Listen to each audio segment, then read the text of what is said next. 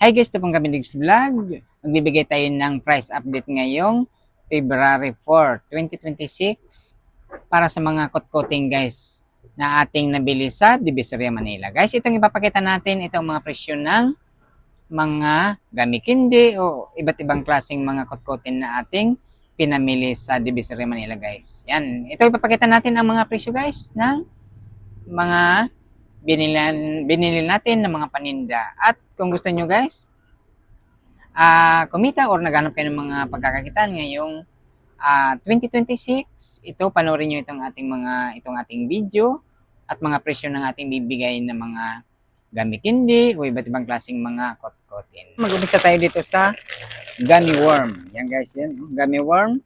Ang kilo nitong gummy worm ay 120 pesos. Itong 2.5 kilograms, ito guys, 2 kilot kalahati ito.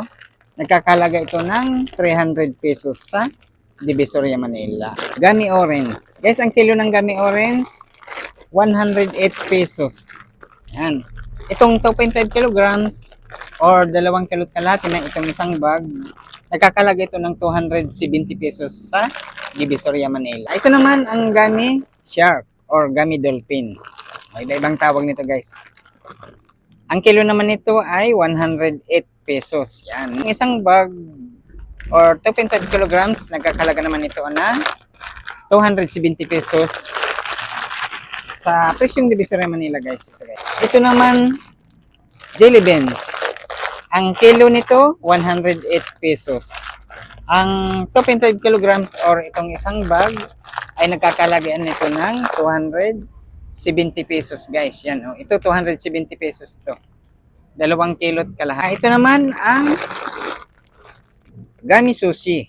Yan. Ang kilo naman nito 120 pesos. Ang 2.5 kilograms itong isang bag 300 pesos guys. So, gummy pakwan.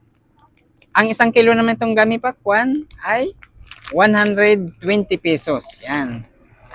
Itong isang bag or 2.5 kilograms, nagkakalaga ito ng 300 pesos. Ito naman ay gummy caterpillar. Ang kilo naman ito, 108 pesos. Itong isang bag, 2.5 kilograms or 2 kilot kalahati, 270 pesos guys. Yan, oh. Yan. Ang mga ginagawa natin nito guys, nire-repack ko itong lahat ng mga paninda na mga nabibili ko para malaki ang ating kita. At saka mabili guys pag nire-repack. So, ito naman ang gummy banana. Yan. Ang kilo naman ito, 108 pesos.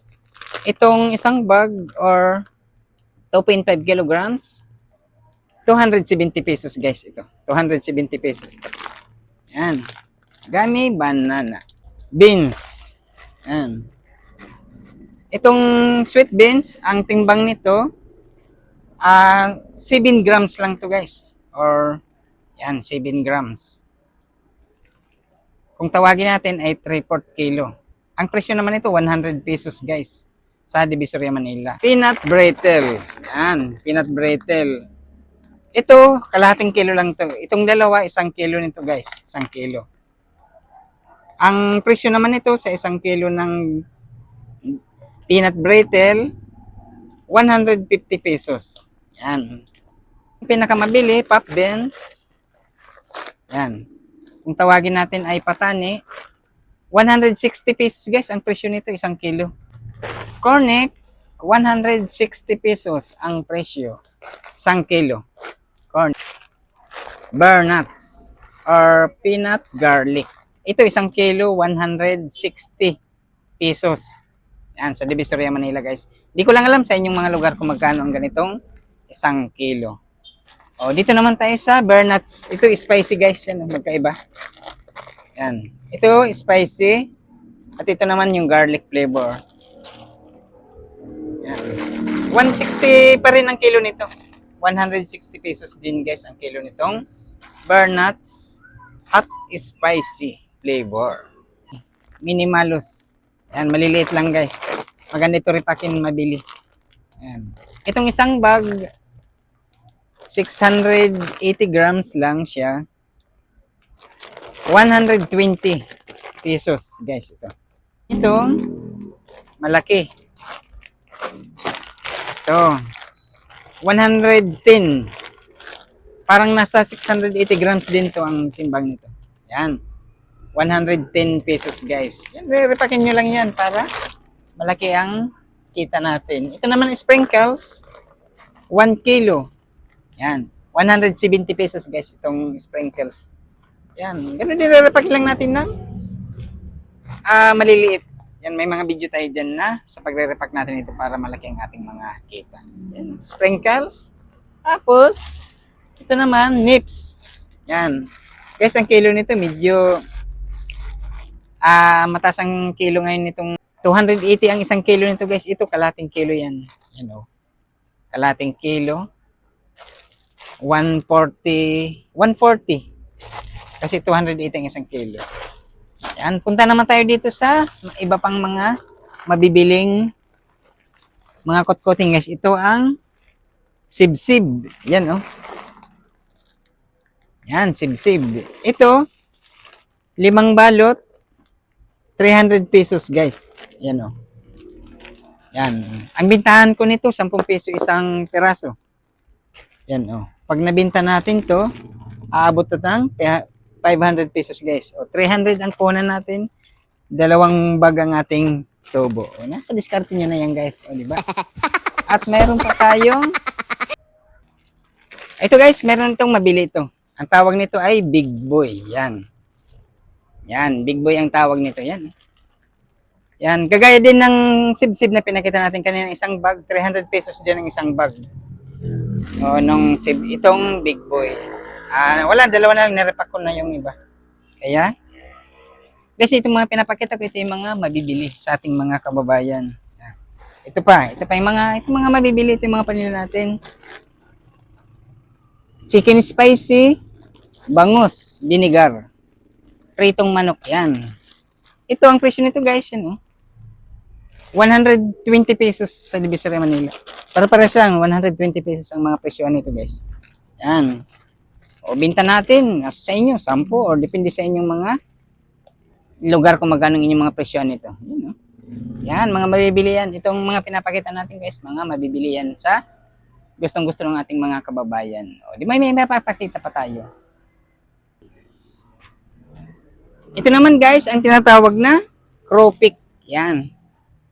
Oh, gustong-gusto to ng ating mga kababayan. Yan. Ito ang crawfish. Ang isang bag nito guys, 135. Depende sa nagpe-presyo guys sa Divisoria. May 135 o may 130. Ito 135 ang kuha natin isang bag. Ang laman niya ay 30 piraso. O, nasa sa inyo na kung magkano yung presyohan. At ito pa guys, yan Ito, meron pa tayo. Ito, Yan, macaroni crackers. Ito. Ang binibili ko nito guys, isang bag na ganito, 3 kilo ang timbang niyan. Ang presyo nito, 370 pesos sa Divisoria Manila guys. Yan, napakaraming laman nito. Ito, bawas lang ito kasi nag-repack na ako. Yan, ito. 3 kilo ang laman niyan pag bibili kayo ng gusto nyo ng isang ganito. Yan. 370 pesos ang isang bag. Oh. Ang isang kilo noon nasa 130 ganun. Or 125 pag bibili kayo ng per kilo nito. Macaroni crackers. Kung tawagin ng iba ay bitoka. Pero hindi naman talaga siya bitoka ng kung ano. Macaroni lang talaga siya ang ginagawa nito. Ito pa guys, meron pa tayong chicharon. Yan. Ito ang isang bag na ganito. Ang laman nito ay 51 piraso. Yan.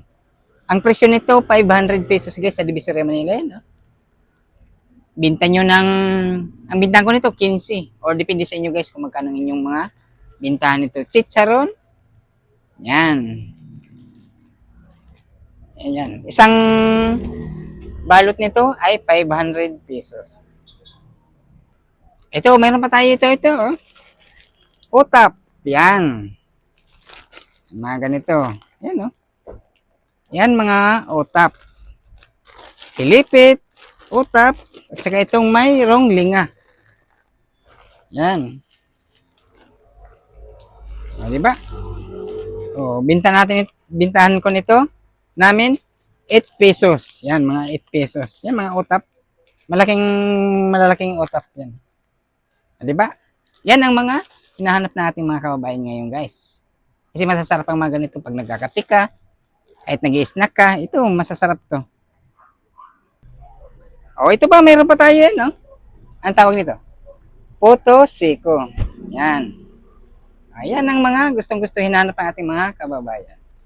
O guys, yung iba na hindi na natin ipakita dito, ay mga naripak ko na at yan ang ating price update ngayong. Kung andito kayo sa Metro Manila, pwede kayong pumunta ng Divisoria Manila or sa mga palengking malapit lang sa inyong mga lugar. Ayan, yan ang ating price update, guys. Ngayon marami pang hindi natin naipakita ng mga gami.